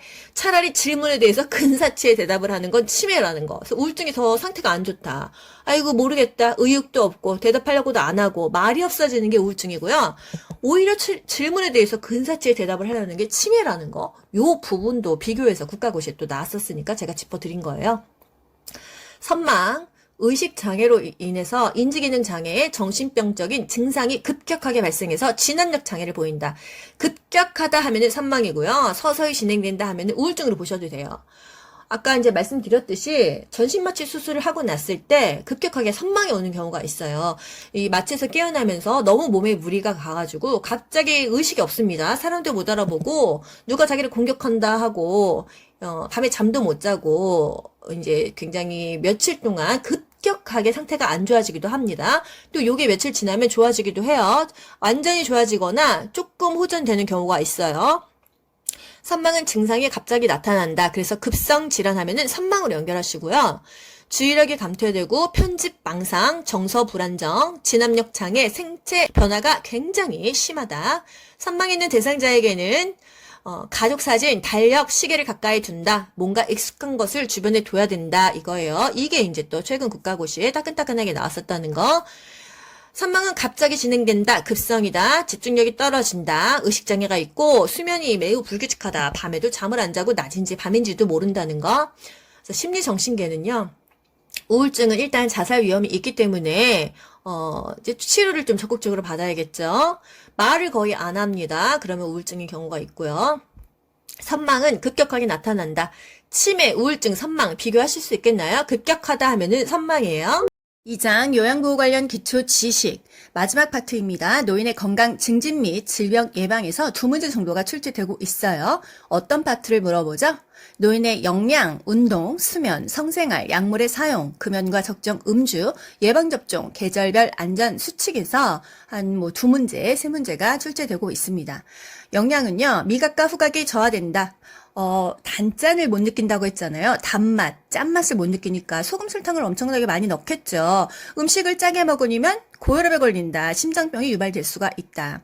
여러분, 빨간색으로 표시한 것은 굉장히 중요하기도 하고요. 국가고시에 다 나왔던 기출 지문이에요. 똑같은 파트에서 계속 국가고시가 변형돼서 나오면 핵심은 똑같지만요. 말이 계속 변형되는 거예요. 그래서 변형된 지문도 여러분이 잘 알아서 보실 수 있어야 됩니다. 갈증에 대한 반응이 저하되어 탈수가 발생할 수 있다. 갈증에 대한 반응이 저하된다는 거는 내가 목이 말라. 몸에서 수분을 섭취해줘야 되는데 갈증을 느끼지 않기 때문에 물을 안 먹습니다. 노인분들 정말 저희 부모님만 해도요. 물을 따라서 엄마 물 좀 먹어 이래야지 드시지 목말라서 스스로 드시는 경우는 정말 몸이 거의 탈수가 됐을 때라고 생각하실 수 있어요. 목마른 걸 모른다. 갈증에 대한 반응이 너무 떨어져서 내가 몸이 탈수가 되는지도 모른다는 거예요. 영양관리 중요한데요. 뼈가 구부러지잖아요. 그래서 칼슘을 잘 먹어줘야 됩니다. 칼슘이 부족하면 우유로도 보충할 수가 있고 칼슘제를 먹을 수도 있겠죠. 비타민 D를 섭취하거나 비타민 D 주사를 맞으시면 돼요. 비타민 D 주사는 참고로 한 방 맞고 한 3개월 동안 유효합니다. 병원에서 한 3만 원, 4만 원 정도면 맞을 수가 있어요. 또 염분 섭취량을 줄인다. 저염, 저지방 식이는 어떤 병에도 다 좋지만 특히나 고혈압에 좋았었잖아요. 심장 질환 예방에도 좋다는 거. 물 많이 먹어라, 섬유소 많이 먹어라, 야채 과일 많이 먹어라 이런 얘기는 정말 맨날 듣잖아요. 애 어른 할 것 없이 건강에 좋다, 변비에 좋다. 우리가 변비가 생기면 배에 압력이 생기잖아요. 힘주면서. 그래서 또 복압성 요실금이 생겼기 때문에 변비 예방을 하기 위해선 물 많이 먹어라. 동물성 지방 섭취를 좀 제한해라. 노화가 되면 그 지방을 분해하는 분해 효소가 췌장에서 덜 나온다고 했었습니다. 그래서 지방 섭취를 제한하기도 제한하지만 특히나 동물성 지방, 삼겹살에 그런 막 비즈 이런 거 있잖아요. 아무래도 제한하는 것이 더 건강에 좋다는 거예요. 암 발생을 예방하는 식생활. 암 발생 예방하려면 우리 탄 고기 먹지 말라고 하잖아요. 하지만 단백질 반찬은 또 충분히 먹어라. 계란 같은 거 장조림 해 먹고 두부도 많이 먹고 콩도 많이 먹잖아요. 이런 것들이 암 발생을 예방할 수가 있다고 하네요. 수분을 제한해야 되는 질병이 있고요. 수분을 또 많이 마시면 좋은 질병이 있어요. 여러분 둘 다 암기하면 둘 다 틀리니까 수분을 좀 안 먹어야 되는 질병 5가지를 암기하도록 할게요. 간, 심신, 갑부. 간, 간경화, 심부전, 심장이 부전한 거예요. 원활하게 돌아가지 못하는 거예요. 신부전, 이번에는 신장입니다. 콩팥이에요. 또 갑상선 기능 저하증, 부신 기능 저하증, 둘 다 저하증이에요. 간심신갑부, 이 병이 걸리면 수분을 제한해야 됩니다. 뭐 병원에서 하루에 몇 리터 이하로 먹어라 이렇게 얘기를 해주는 만큼만 먹고 제한해야 된다는 얘기예요. 간경화, 심부전, 심장부전, 신부전, 신장부전, 콩팥부전이죠. 갑상선 기능 저하증 또는 심한 갑상선 기능 저하증, 부신 기능 저하증은 수분을 제한해야 되는 질병이다. 그렇다면 또 수분을 충분히 마셔야 하는 질병은 뭐가 있을까? 요것도 국가고시에 나오기는 나왔습니다. 당뇨병, 그리고 염증성 비뇨기계 질환은 물을 많이 마셔라 이런 문제가 나왔었는데요. 당뇨병, 고혈압, 염증성 비뇨기계 질환, 몸에 염증이 있으면 몸 밖으로 그 염증을 배출해야 되잖아요. 그래서 물을 많이 먹습니다. 예를 들어서 요로 감염, 방광염, 전립선염, 비뇨기계, 생식기계 질환이잖아요. 물을 많이 먹고 흘려라. 그리고 성관계를 하고 나서 소변을 보면은 염증이 또 밖으로 빠진다. 이런 것도 간호조무사 시험에서 나왔었어요. 그리고 폐렴, 협심증에도 물을 많이 마시면 좋다는 거예요. 하지만 모든 것들이 물을 많이 마신다고 좋은 게 아니더라.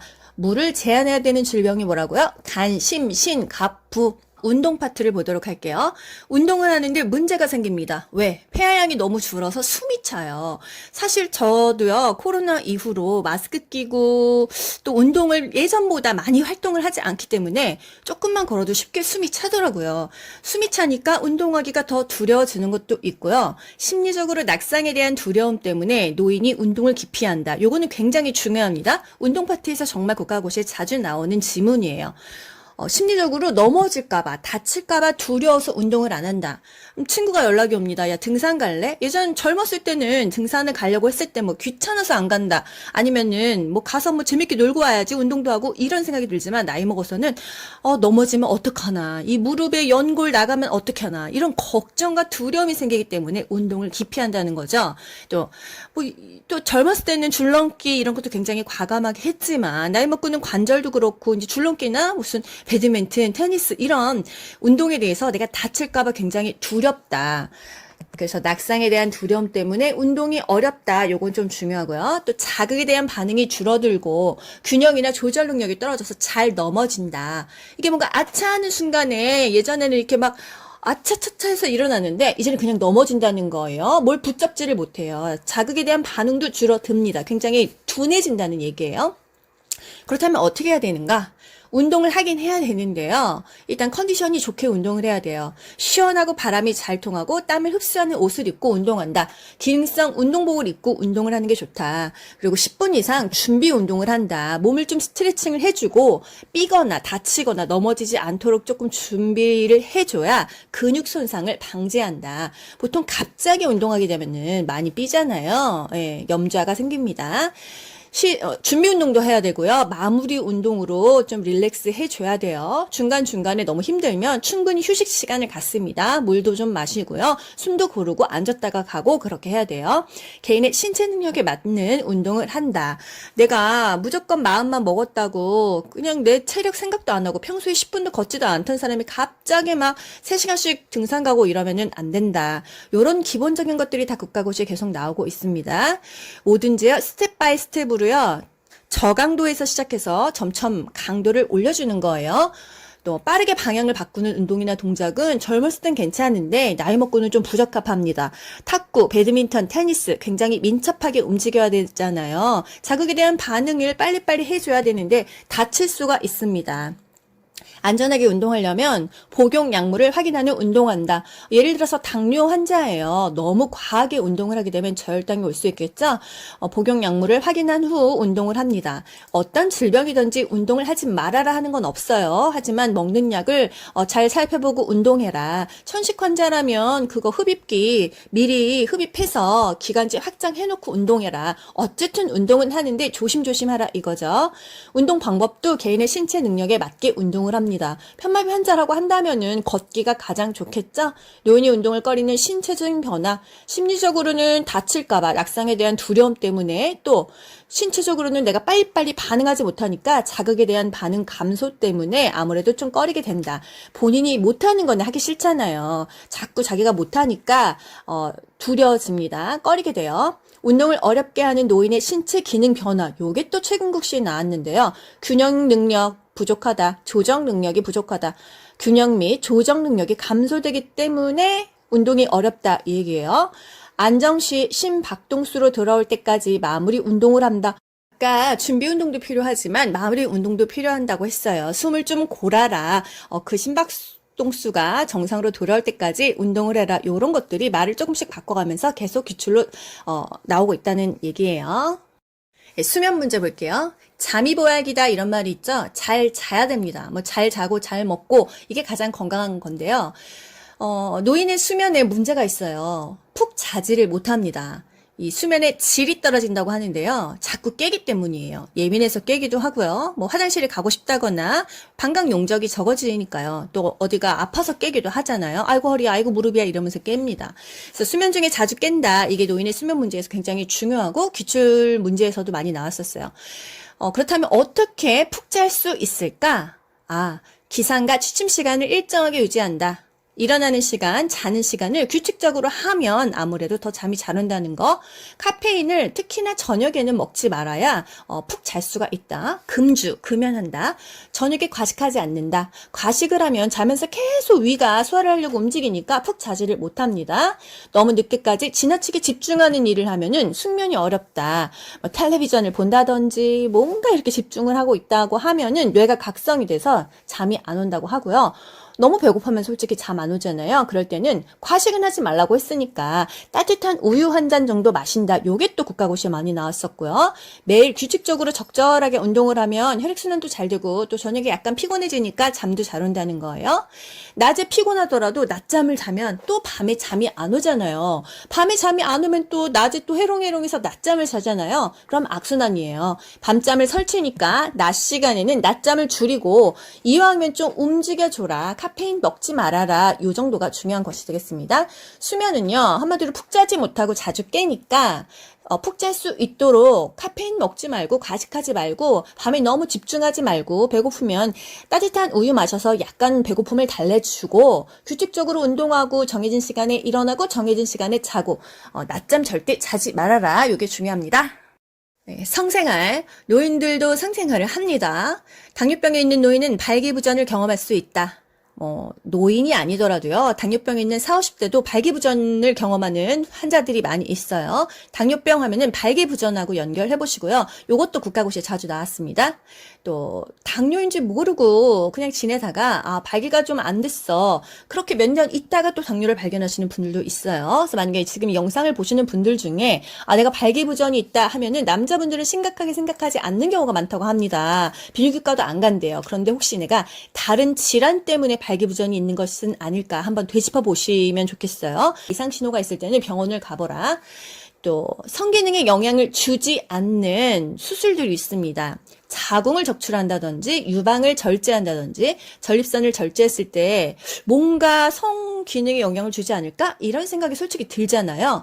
하지만 영향을 주지는 않는다. 그러니까 성생활하는 데는 문제가 없다.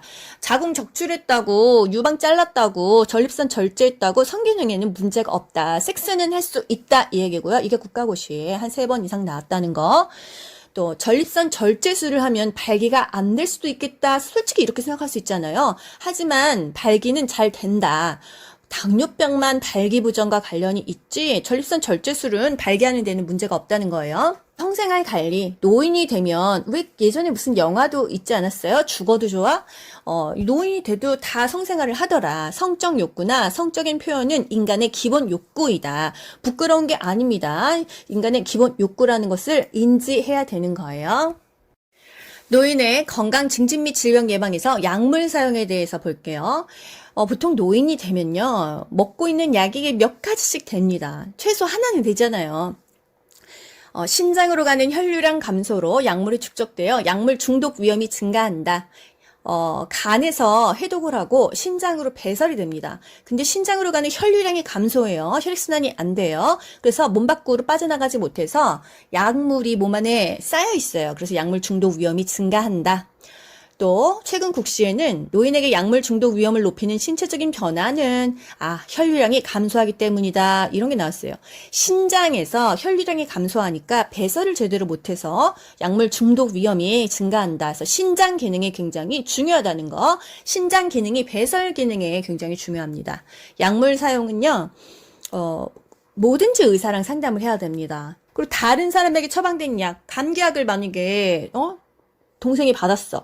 나 감기 걸린 것 같은데 네 것 좀 먹자. 솔직히 집집마다 다 이렇게 하는데요. 절대 복용해서는 안 된다고 합니다. 비상약은 상시 구입이 가능하다. 그러니까 비상약이죠. 비상시에 살 수 있어야겠죠? 요즘엔 편의점에서 구입이 가능합니다. 해열제, 진통제, 감기약, 파스, 소화제는요. 편의점에서 구입이 가능해요. 요게 또 국가고시에 나왔다는 거. 약국은 솔직히 8, 9시면 다 문 닫잖아요. 사람들은 아프면 꼭 밤에 많이 아파요. 그랬을 때 열이 많이 나면 해열제, 또 타이레놀, 진통제죠. 감기약, 파스, 소화제는요. 편의점에 있습니다. 편의점 24시간 동안 하니까 사실 너무 좋은 것 같아요. 비상약은 편의점에서 상시 구입이 가능하다. 복용약물 최근 기록을 가지고 다니게 한다. 또 진료를 받으려고 병원 갔어. 그럼 평소에 저 이 약 먹어요. 이런 거를 사전에 제시하면 좋다 이거예요. 치과에 이 뽑으러 가시는 분이 있습니다. 근데 당뇨약도 먹고 있고, 아스피린도 먹고 있고, 그럼 이런 거 미리 다 얘기해 줘야 돼요. 그런 약 먹고 있는 거 말 안 하고 입 뽑으면 피가 안 멈출 수도 있고요. 여러 가지 문제가 될 수 있습니다. 그래서 먹고 있는 약을 미리 다 이렇게 적어서 가방에 들고 다니는 것이 굉장히 좋겠죠. 약물의 사용 방법, 복용하던 약을 의사 처방 없이 중단하지 않는다. 특히나 고혈압약 같은 거요. 절대 중단하지 않습니다. 치매약, 고혈압약, 본인이 그렇게 중단하다가는 갑자기 악화돼요. 철분 제제는요, 비타민 C랑 같이 먹어야 흡수가 잘 돼요. 그 비타민 C를 우리 교재에서는 오렌지 주스라고 얘기하죠. 오렌지 주스랑 철분 제제를 같이 먹으면 흡수가 잘 된다는 거. 특이하니까 시험 문제에 나옵니다. 보통 약을 주스랑 먹는 게 어디 있어요? 없잖아요. 다 물하고 먹잖아요. 근데 철분 제제는 오렌지 주스랑 먹어라. 비타민 C랑 먹어야 흡수가 잘 된다. 약을 술과 함께 먹으면 어떻게 될까요? 문제가 되겠죠. 효과가 떨어지는 문제가 있을 수도 있고 부작용이 있을 수도 있습니다. 제가 예전에 감기가 좀 심하게 걸렸는데요. 이비인후과에서 약을 받았습니다. 그때 이제 코하고 목이 좀 많이 아팠던 것 같은데 그날 어쩌다가 과음을 하게 됐어요. 근데 선생님이 이 약을 절대 술하고 먹지 말아라 했는데 또 객기에 좀 먹으면 어떠나 했는데 다음날 하루 종일 진짜 오바이트를 했습니다. 이 약이 술하고 먹으면 안 되는 약이 있단 말이죠. 큰일 날 수가 있습니다. 다른 사람에게 처방된 약을 먹거나 자기 약을 남에게 주면 안 된다. 건강기능식품도 의사 상의한 후 복용한다. 만약에 당뇨가 있는 사람인데요. 무슨 간에 좋은 약, 눈에 좋은 약 이런 영양제를 먹을 때 또 무리가 갈 수가 있습니다. 그래서 의사랑 반드시 상의를 하고 영양제도 먹어라. 그리고 인삼, 홍삼은요. 고혈압 약하고 같이 먹으면 혈압이 더 올라가기 때문에 안 된다고 했어요. 약을 자몽 주스랑 먹으면 안 된다고 했잖아요. 부작용이 생길 수가 있기 때문이에요. 자몽 주스랑 혈압약 안 된다. 인삼과 혈압약 안 된다. 홍삼과 혈압약 안 된다는 거예요. 약 복용 잊어버렸어. 다음날 따블로 먹습니까? 아니에요. 그냥 정상적으로 먹습니다. 금연과 적정 음주. 사실 담배는요, 남녀노소 나쁩니다. 그렇지만 노인에게 더 나쁘겠죠? 금연하면 건강을 증진할 수 있다. 아이고, 나 50년 동안 담배 피웠는데 이제 못 끊어. 정말 이렇게 말씀 많이 하시는데요. 오랫동안 담배를 피웠어도 담배를 잠깐 끊는 것만으로도 손상된 건강을 증진할 수 있다. 정말 맨날 강조하고 있어요. 그래서 저희 아빠도 담배를 정말 엄청나게 피우시는데, 아유, 내가 이제 와서 이거 사는 낙도 없이 이거 끊으면 뭐하냐, 정말. 그 말도 맞는 것 같지만, 담배를 잠깐만 끊어도 피부가 좀 뿌이지시는 걸 제가 봤습니다. 그래서, 아무리 몇십 년 피웠어도 잠깐만 끊어도 건강해진다. 요게 그렇게 중요하게 계속 말을 바꾸면서 많이 나와요. 심장병 발생 위험이 감소한다. 혈중의 일산화탄소량이 정상으로 회복된다. 이게 최근 국시에 나왔던 거예요. 담배를 많이 핀 사람은 피 속에 일산화탄소가 많이 들어가 있나 봐요. 근데 이게 안 피게 되면 정상으로 회복된다는 거예요. 담배 피면 뼈 삭는다. 칼슘 없으면은 골다공증 온다 이런 얘기 많이 하잖아요. 흡연과 칼슘 부족은 골다공증의 위험 요인입니다. 절주, 술을 절제해야 된다 이건데요. 나 이제 술 끊었어. 나한테 술 먹자고 하지 마. 주변 사람에게 절주 의지를 알리는 게 중요합니다. 그리고 음주 일지를 작성하게 합니다. 내가 월화수목금토 일 중에서 도대체 며칠을 술을 먹는지 기록을 하는 거예요. 또 환경을 스스로 조성해야 됩니다. 뭐 친구들 안 만나고 술집 안 가고, 그리고 스트레스 받으면 또 한 잔 땡기잖아요. 스트레스도 조절해야 됩니다. 사실 스트레스 받으면 뭐 술도 땡기고 담배도 땡기고 다 땡겨요. 그럼 건강이 또 나빠지면 건강이 나빠져서 또 스트레스를 받고 악순환이 반복되는 거예요. 그래서 금연과 절주를 하면서 운동으로 건강 관리를 하면 좋겠지만은 세상 사는 게 워낙에 씁쓸한 일이 많기 때문에 쉽지는 않습니다. 노인의 질병을 예방하기 위해서 예방접종을 맞아야겠죠? 예방접종 문제 꼭 한 문제씩 나오고 있어요. 예방접종에서 중요한 거 뭐예요? 10년마다 맞아야 되는 접종은 뭐냐? 매년 맞아야 되는 거 뭐냐? 65세가 넘으면 그래도 맞아야 되는 거 뭐냐? 요거 3개입니다. 10년마다 맞아야 되는 거 가장 빈출되고 있죠? 10년마다 파티하자고, 10년마다 파디하자고, 파디. 파상풍과 디프테리아가 10년마다 맞으면 되고요. 우리 매년 맞아야 되는 거 뭐 있죠? 뭐 매년 10월, 11월, 12월쯤에 독감 주사 맞잖아요. 그게 바로 인플루엔자 주사입니다. 65세 이상은 무료예요.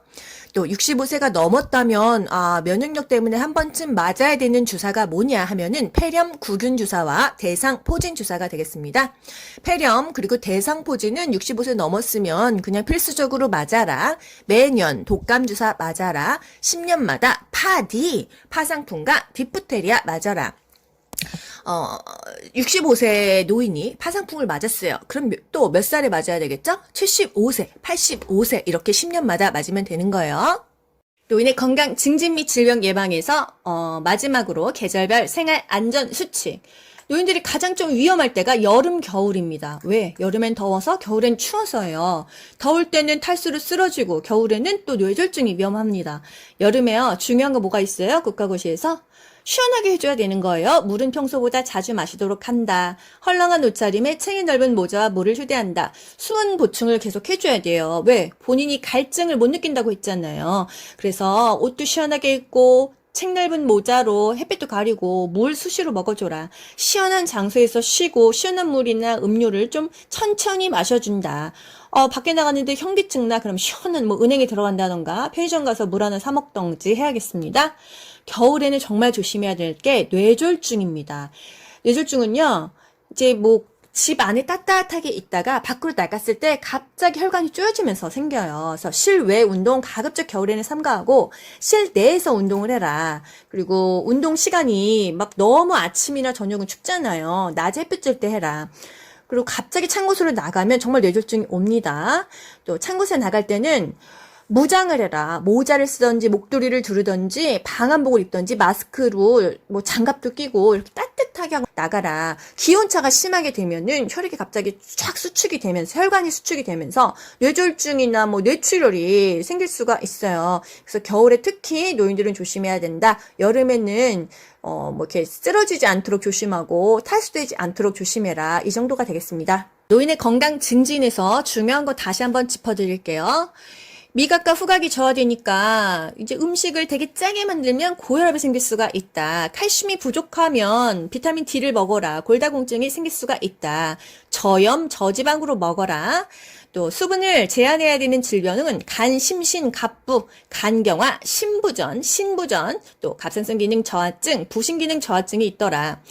폐활량이 줄어들어서 숨이 차니까 운동하기도 어렵고 낙상에 대한 두려움 때문에 운동을 기피하게 된다.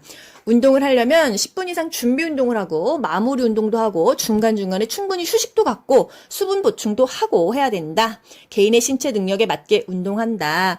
또 뭐 질병이 있다면 먹는 약을 복용하는 것을 확인을 하고 운동을 한다. 이 정도이고요. 수면 문제 중요한데 깊게 못 잔다. 수면 중에 자주 깬다. 그러니까 일찍 자고 일찍 일어나든지 일정하게 시간을 유지하고 저녁에 과식하지 말고 카페인 피하고 따뜻한 우유 마셔서 뭐 너무 배고파서 잠 못 잤을 때는 그렇게 해준다. 뭐 낮잠은 자지 말아라. 또 당뇨병 하면은 발기부전이다. 나이가 먹었어도 노인이어도 성생활은 그 인간의 기본적인 욕구라는 거. 신장으로 가는 혈류량이 감소해서 약물 중독 위험이 증가한다. 신장의 혈류량이 감소한다는 거예요. 그리고 뭐 남의 약 먹으면 안 된다. 뭐 건강 보조제를 먹어도 의사랑 상의해라. 철분 제제 오렌지 주스랑 같이 먹고 고혈압약 자몽 주스나 인삼, 홍삼과 먹으면 안 된다. 금연하면 어쨌든 좋아진다. 그리고 절주를 해라. 예방 접종 매년 맞는 거 인플루엔자 독감 10년마다 맞는 거 우리 10년마다 파디하자고 파상풍과 디프테리아 65세가 넘었다면 한 번쯤 맞아야 되는 거 폐렴 구균 대상포진입니다. 면역력 떨어졌을 때 생겨 대상포진이죠. 여름에는 시원하게 하고 물 많이 마셔라. 겨울에는 따뜻하게 하고 실내에서 운동해라. 나갈 때 갑자기 찬 곳에 나가면은 뇌졸중 생길 수 있으니까 무장을 하고 찬 곳으로 나가라입니다. 여러분 고생하셨어요. 귀로 듣고 고득점 합격하는 비결이 귀요보에 있습니다. 여러분 모두 합격 가자. 안녕. 좋아요 눌러주세요.